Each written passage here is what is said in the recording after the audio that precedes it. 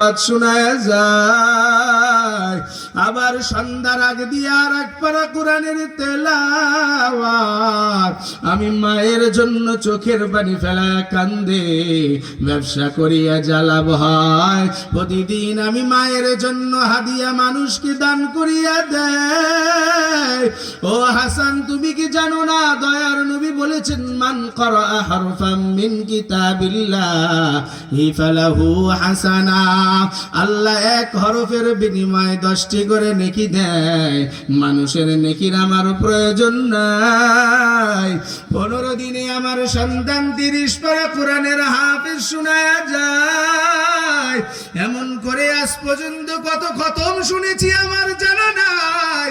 ও হাসান বসরি, মানুষের নেকি নেওয়ার জন্য কেন দাঁড়াবো?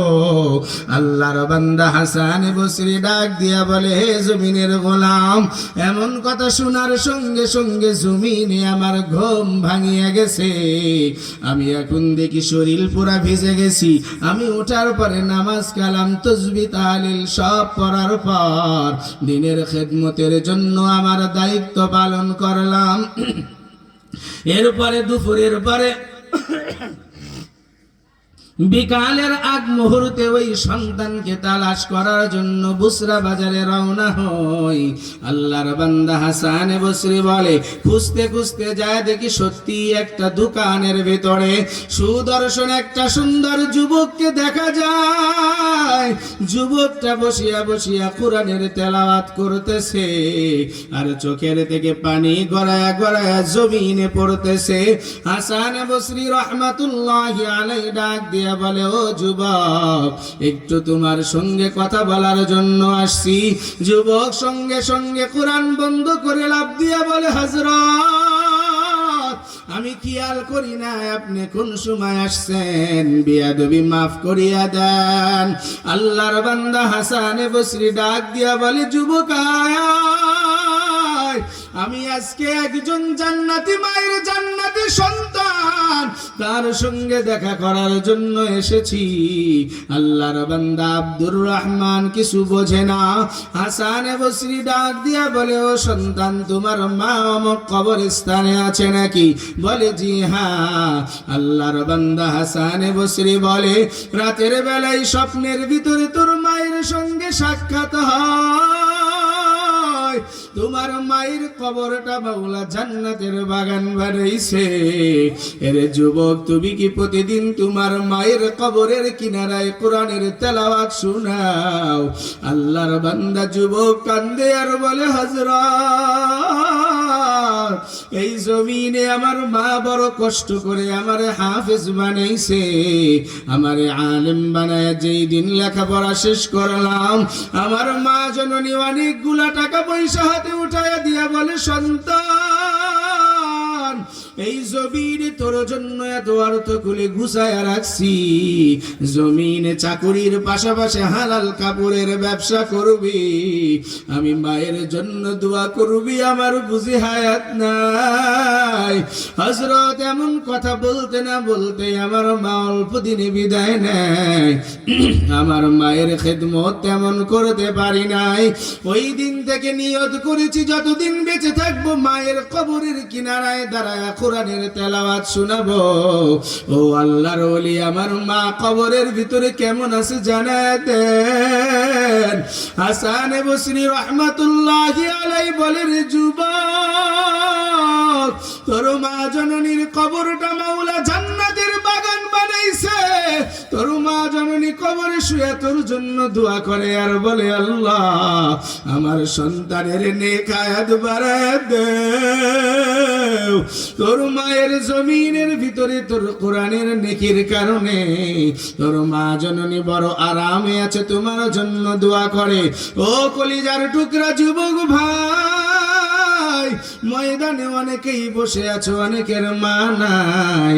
অনেক বাবাজি বসে আছেন, অনেকের মা নাই, বাবাও নাই।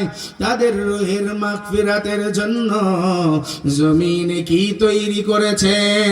একটা সন্তানকে যদি দিনদার বানায় যাও, একটা একটা সন্তানকে যদি কোরআনের ধারক বাহক বানায়া যাও, দিনের জন্য যদি কিছু উজাড় করিয়া যাও, নাতি নাতনিদেরকে জমিনে যদি কোরআনের পথে রাখিয়া যাও, এরে আল্লাহর গোলাম, এটা যে কত বড় নিয়ামত, জমিনে থাকতে বুঝবা না।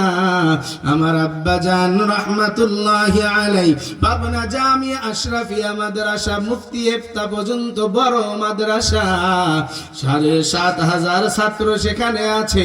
ওই মাদ্রাসার দীর্ঘ ২৯ বছরের কোরআনের খাদেম ছিলেন।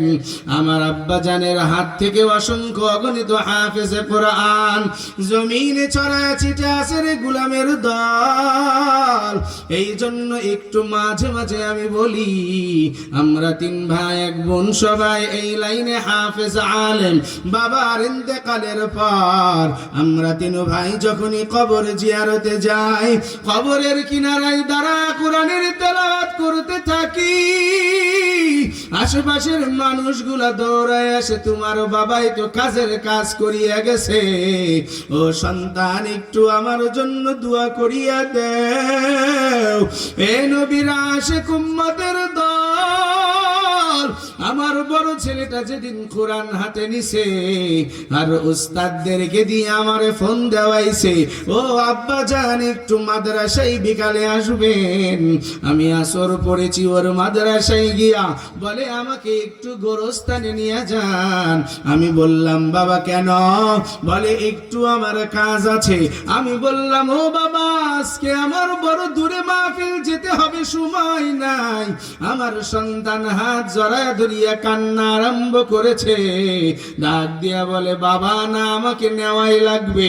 সঙ্গে করে হুজুরদের থেকে ছুটি নিয়ে রওনা দিলাম। যায় মোটর সাইকেল ঠেকাইতেই সন্তান লাফ দিয়া আমার বাবার কবরের কিনারায় হাজির।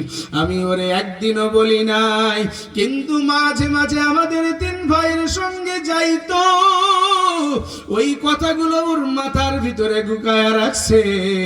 আজকে দাদার জন্য তার সন্তানরা দোয়া করতেছে। আমি যেদিন কোরআন হাতে নিব, আমি এসে দাদার জন্য কোরআন শোনায়া যাব।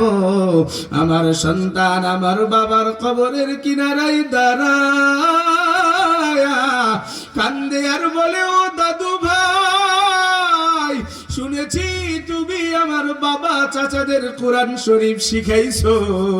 আমি যেই উস্তাদের কাছে হেফজ পড়ার জন্য যাব, আজকে যেই হুজুর আমার সবক দিছে, ওই হুজুর বলেছে রে রওহা, তোর দাদার কাছে আমরা কোরআন শিখেছি। ও দাদু ভাই, আমি একটু তোমার কোরআন শিখাই শুনাইতে চাই। এই কথা বলিয়া আমার সন্তান সূরা ফাতিহা, সূরা ইখলাস ৩ বার পড়েছে, সূরা ফালাক নাস পড়েছে। বুকটা বড় আনন্দিত হয়ে গেছে রে গোলামের দল। আর কিছু হোক না হোক, সন্তান আমার জন্য দোয়া শিখে গেছে। এ বাবা, মৌলবি ভাড়া করিয়া আনবা, দোয়া কবুল হবে কিনা তার কোনো গ্যারান্টি নাই। আলেমদেরকে দিয়া দোয়া করাইবা, তার কবুল হবে কিনা গ্যারান্টি নাই।